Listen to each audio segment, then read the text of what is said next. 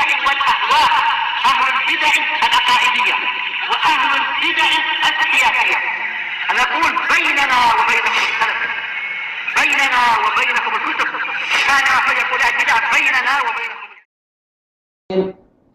قال الإمام النووي رحمه الله تعالى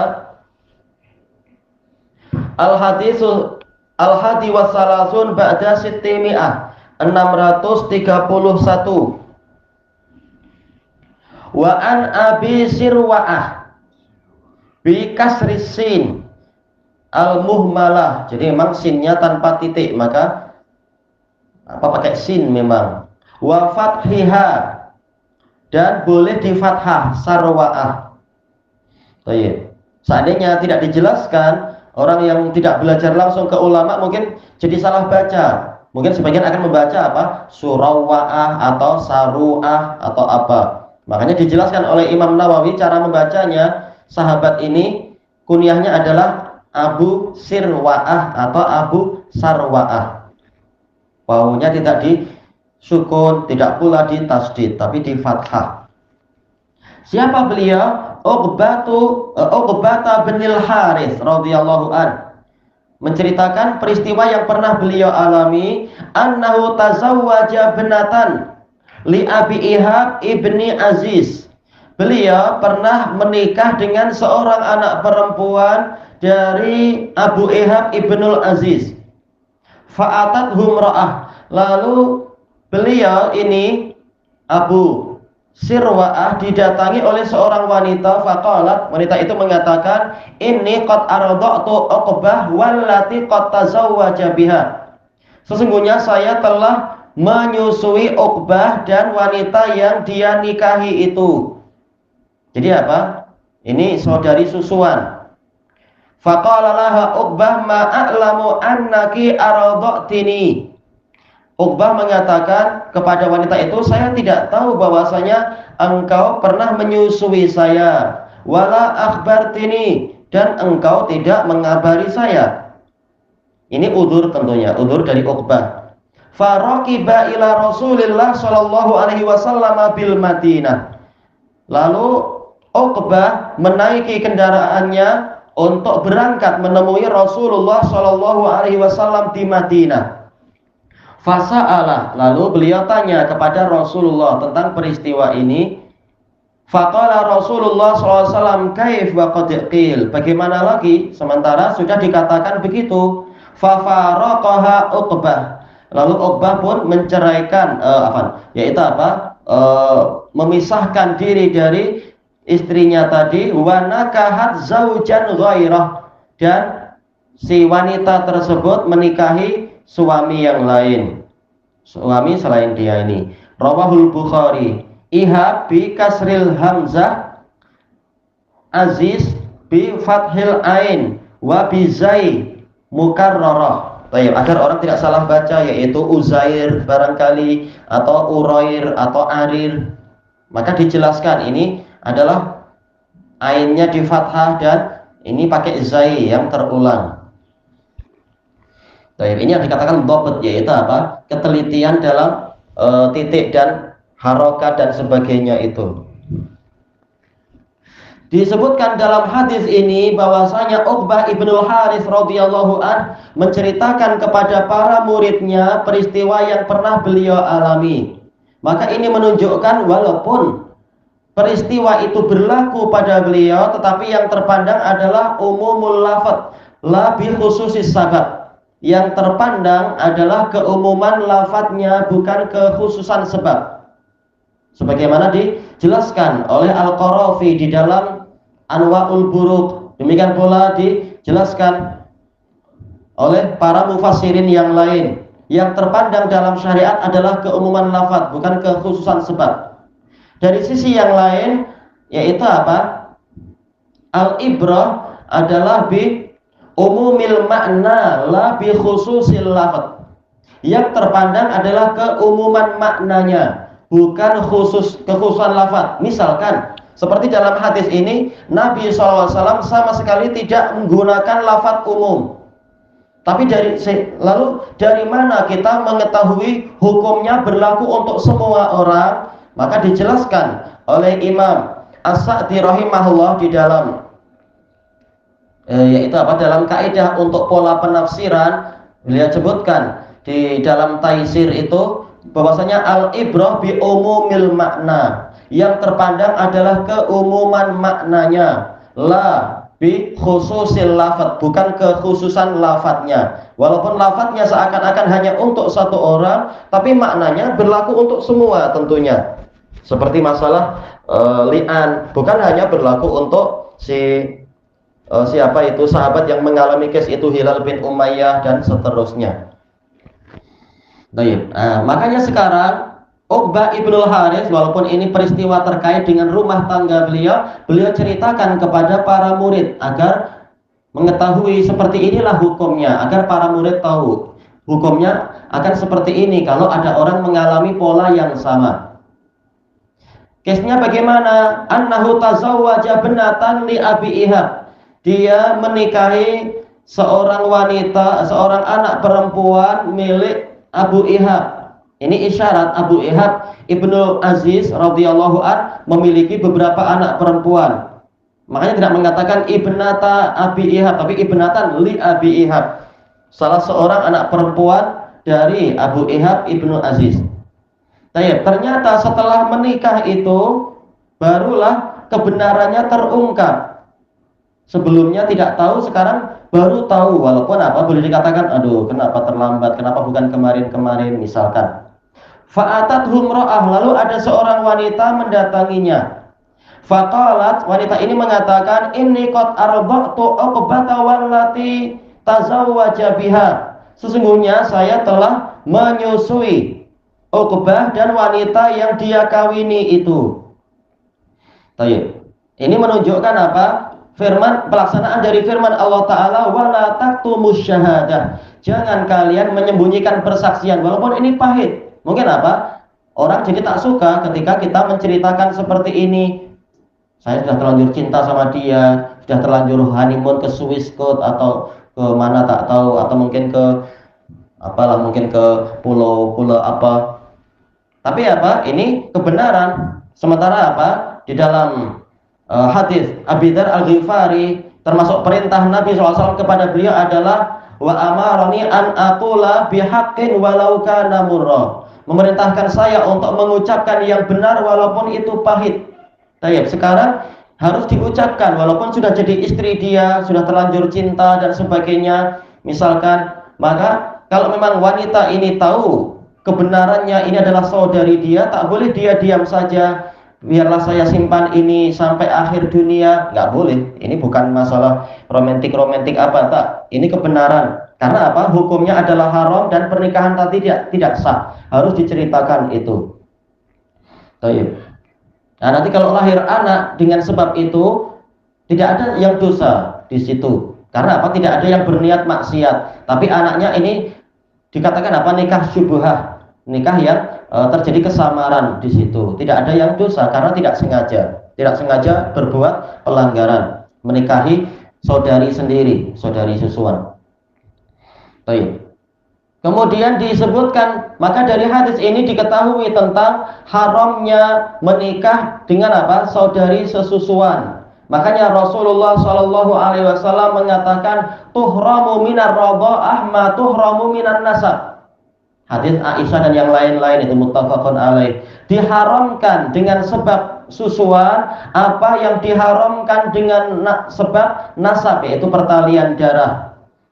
Sebagaimana saudari kandung atau mungkin saudari seibu atau mungkin saudari seayah itu adalah haram untuk dinikahi, maka demikian pula saudari sesusuan ini juga haram untuk dinikahi.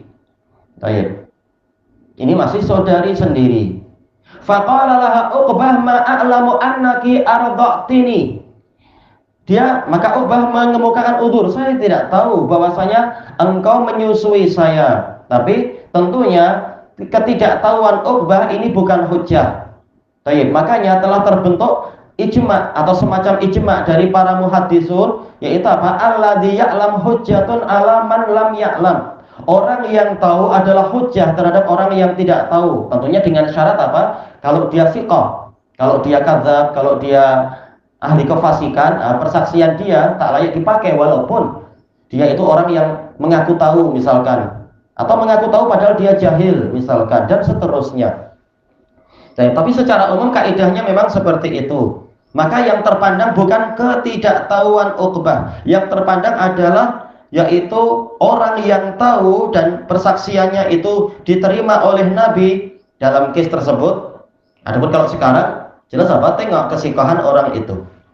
Maka yang tahu itulah yang menjadi hujah. Baik. Makanya para ulama mengatakan nafyul ilm la yadullu ala adamul maklum. Ditiadakannya pengetahuan tentang masalah itu tidak menunjukkan tidak adanya perkara yang diketahui tadi itu. Baik. Uqbah mengatakan saya tidak tahu kalau Anda menyusui saya. Tapi ini tidak menunjukkan wanita itu tidak menyusui. Cuma apa? Uqbahnya yang tidak tahu, terutama apa? Mungkin waktu itu masih bayi, masih menyusu kurang dari 2 tahun. Mungkin apa? Tak kenal siapa saja yang pernah menyusui dia. Maka yang terpandang bukan bayi itu tahu atau tidak tahu. Yang terpandang adalah persaksian orang yang tahu tentunya. Baik. Makanya walaupun Uqbah dan beliau adalah sahabat yang besar, beliau mengatakan saya tidak tahu itu. Tapi beliau bertentangan dengan persaksian seorang wanita. Ternyata yang diterima adalah persaksian wanita itu. Karena apa? Yang penting bukan wanita atau lelaki, tapi yang terpandang adalah siapa yang tahu masalah ini dan dia itu sikoh. Baik. Tatkala Uqbah sekedar mengatakan saya tidak tahu, sementara wanita itu terang-terangan bersaksi, bukan sekedar saya tahu siapa yang menyusui engkau, bahkan saya yang menyusuimu. Maka yang diterima adalah persaksian wanita itu. Baik. Kemudian wala akhbartini, engkau tidak mengkhabari saya. Baik. Tengok ini untuk kalimat pertama sebelum wawu atof itu dengan pola mudhari, ma'alamu, bukan ma'alimtu, tapi ma'alamu fi'il mudhari. Sementara yang setelah wawu atof itu dengan fi'il madhi, wala akhbartini, engkau tidak mengkhabari saya. Dan pembahasan itu disebutkan oleh sebagian pensyarah tentang masalah ini, kalau tak salah adalah At-Tibi membahas masalah ini terkait dengan lafadz ini. Intinya apa? Yaitu sebelum peristiwa ini, yaitu di masa lampau, makanya dengan fi'il madhi, engkau tidak mengabari saya. Kenapa sekarang baru engkau mengabari saya? Saya tidak tahulah dengan fi'il madhi, dengan fi'il mudhari. Engkau tidak mengabari saya dengan fi'il madhi. Kemarin engkau tidak mengabari. Baik, tapi ini bukan hujjah. Makanya para pensyarah mengatakan sekedar wanita itu tidak mengkhabari di masa lampau itu bukan hujjah untuk membatalkan persaksian dia.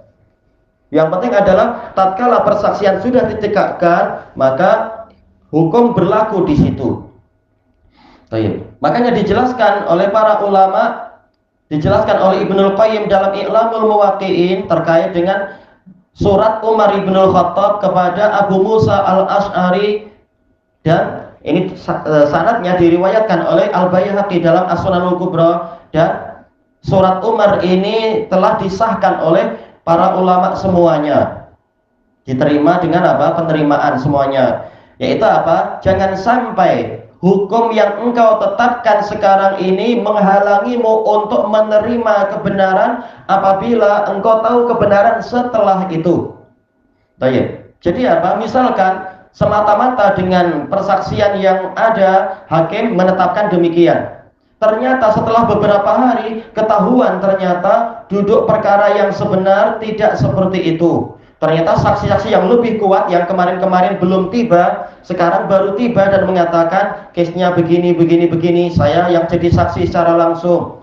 Mungkin saksi-saksi yang diambil oleh hakim kemarin sekedar mengatakan saya tidak tahu adanya pencurian, saya tidak menyaksikan adanya pencurian, dan saya tidak tahu orang ini mencuri, sehingga apa? Hakim menetapkan orang ini bebas dari tuduhan. Ternyata setelah beberapa hari datang beberapa saksi mengatakan saya tengok langsung, memang orang itulah yang mencuri beberapa malam yang lalu. Maka kalau memang ada bukti yang baru, jangan sampai Vonis yang pertama, hukum yang pertama itu menghalangi seorang hakim untuk rujuk kepada kebenaran yang baru dia ketahui. Makanya walaupun sebelum adanya akad nikah tadi wanita itu tidak mengkhabari si Uqbah, hal itu tidak menghalangi untuk ditetapkan hukum bahwasanya memang wanita ini adalah sudah menyusui mereka dan yang dinikahi itu memang saudari susuan dia. Baik, berarti apa? Hukum harus ditegakkan. Kemarin pernikahan disahkan oleh tok kadinya, entah siapa pada waktu itu di zaman tersebut, di zaman sahabat, masih di zaman Rasulullah. Siapa tok kadinya? Tak masalah. Ketika dia menetapkan, ya udah nikahnya sah. Setelah beberapa hari baru ketahuan, oh ternyata ini adalah adik sendiri, misalkan adik susuan. Berarti apa? Harus dibatalkan pernikahan itu. Hukum harus dirubah. Dan wanita tadi tidak, yaitu apa? Tidak boleh langsung disalahkan. Boleh jadi dia punya uzur. Dia baru pulang safar mungkin, atau dia sakit, atau dia tidak baca WhatsApp. Waktu itu jelas belum ada handphone dan sebagainya. Maka bukan mustahil memang tidak mendengar adanya pernikahan itu. Apalagi ini masih di zaman Rasulullah SAW, yang mana tradisi masa itu banyak sekali anak-anak yang disusukan di kampung-kampung yang jauh, di wilayah Badui, wilayah pedalaman. Maka bukan mustahil Uqbah ini dulu juga dibawa keluar untuk disusukan ke wanita yang jauh-jauh di sana, di pedalaman, yang udaranya masih bersih, bahasanya masih sangat asli dan sebagainya, barangkali tergantung ijtihad dari orang tuanya. Sehingga ketika ada acara akad pernikahan itu, ada kenduri pernikahan itu di kota, maka wanita tadi tidak dengar karena dia tinggal di kampung, boleh jadi. Maka ini bukan mustahil seperti itu. Jelas pada waktu itu Uqbah tidak memasang iklan-iklan pernikahan di traffic light. Jelas waktu itu belum ada traffic light di situ-situ. Baik. Kenapa kita mengatakan kemungkinan seperti itu? Ya karena apa? Tradisi masa itu ma'ruf seperti itu, disusukan di tempat yang jauh-jauh. Kenapa kita katakan kemungkinan Uqbah itu di kota? Karena telah dijelaskan oleh Al-Qadhi Al-Aini bahwasanya Uqbah ibnul Haris, beliau adalah penduduk Mekah, penduduk kota Mekah. Maka bukan mustahil dia memang dulu pernah disusukan jauh di pedalaman-pedalaman Badui. Kemudian faroqiba ila Rasulillah sallallahu alaihi wasallam bil Madinah. Lalu Uqbah ibnul Haris radhiyallahu an tidak kemudian menolak sama sekali dan membutakan mata, maka beliau kemudian berusaha mencari ilmu tentang masalah ini. Beliau naik kendaraan menemui Rasulullah SAW yang ada di Madinah. Ini menunjukkan ar-rihlah fi talabil ilm, yaitu mengadakan perjalanan jauh, perjalanan untuk menuntut ilmu. Padahal di masa lampau dari Mekah ke Madinah ini perlu sekian hari perjalanannya. Menunjukkan semangatnya para sahabat. Padahal harus melewati gurun pasir. Jelas jalannya masih susah, belum jalan hot mix macam sekarang dan seterusnya itu. Ini menunjukkan semangat untuk cari kebenaran. Kemudian fasa'alah, setelah jumpa Nabi, lalu beliau tanya kepada Rasulullah tentang masalah ini. Ini juga menunjukkan Syifa'ul jahl as-su'al. Obat untuk ketidaktahuan adalah dengan bertanya. Jadi jangan seperti orang awam, saya kan jahil, saya tak tahu apa-apa. Ya kalau jahil belajarlah. Sampai bilang kok jahil-jahil terus beralasan dengan jahil. Tapi untuk perkara dunia menekan orang untuk bila anak sekolah, sudah sekolah di mana dan seterusnya. Tapi untuk agama malas-malasan setengah mati. Masih setengah hidup belajarlah. Kalau setengah hidup, apalagi hidupnya masih 100%, belajarlah. Tidak tahu belajar. Belajar untuk keselamatan agamamu dan akhiratmu. Faqala Rasulullah sallallahu alaihi wasallam kaif? Bagaimana lagi? Dijelaskan oleh Al-Aini dan juga oleh At-Tibi dan lain-lain, yaitu bagaimana keadaan seperti ini akan engkau lanjutkan? Kenapa? Karena disebutkan dalam syarahnya Uqbah ini orang yang mulia. orang yang derajatnya tinggi. Tidak layak orang yang derajatnya tinggi masuk ke perkara syubhat, perkara samar-samar. Maka engkau harus bersikap warok. Makanya hadis ini dimasukkan dalam bab warok oleh Imam An-Nawawi. Engkau harusnya warok, engkau orang yang mulia. Orang akan melihatmu dan berita jelas akan tersebar bahwasanya engkau itu menikahi saudari susuan, dan ini tidak layak. Orang yang derajatnya setinggi dirimu, engkau membiarkan tertempeli perkara yang syubhat macam ini, samar-samar macam ini. Makanya Rasulullah cukup mengatakan dengan kata-kata yang sangat singkat, kif, yaitu bagaimana lagi keadaan seperti ini, engkau harus apa? Tinggalkan itu. Wa qad qil, sementara sudah dikatakan seperti itu, sudah dikatakan bahwasanya engkau menyusu kepada wanita itu, dan istrimu juga dulu menyusu kepada wanita itu. Baik. Ini menunjukkan diterimanya berita satu orang wanita, yang penting dia terpercaya, terutama di dalam perkara-perkara yang biasanya hanya wanita yang tahu, seperti itu. Baik.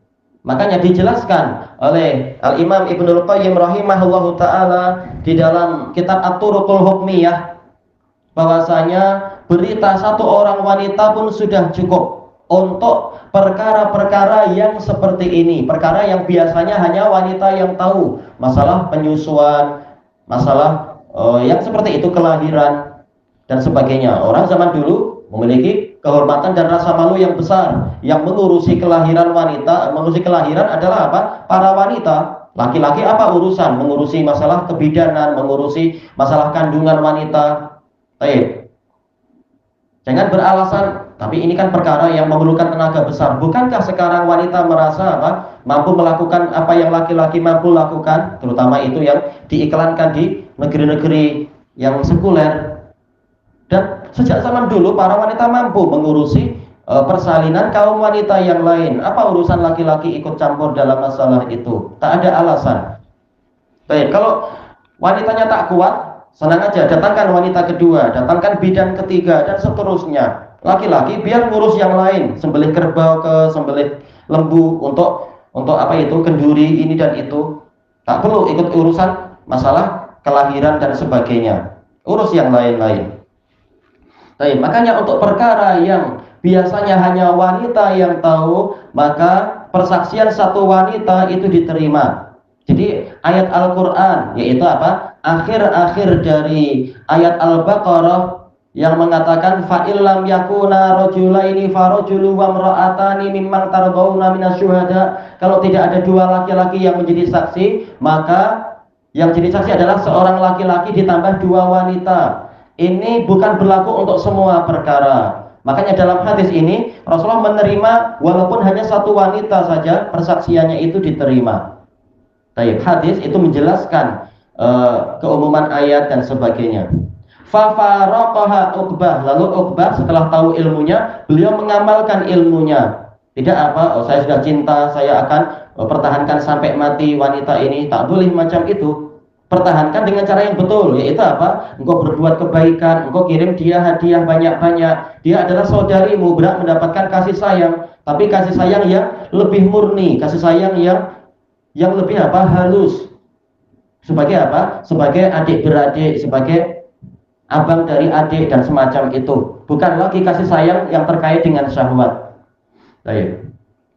Jadi Uqbah mengamalkan hadis tadi, menerima penjelasan dari Nabi dan menerima persaksian wanita itu. Lalu si wanita itu pun dilepaskan. Wa nakahat zaujan ghairah, dan wanita itu menikahi suami yang lain. Ini menunjukkan tidak kemudian saya sudah cinta pada abang yang itu, saya bawa sampai mati, saya tak akan kawin lagi. Tak perlu demikian. Masing-masing perlu melanjutkan hidupnya yang berbahagia. Tak masalah.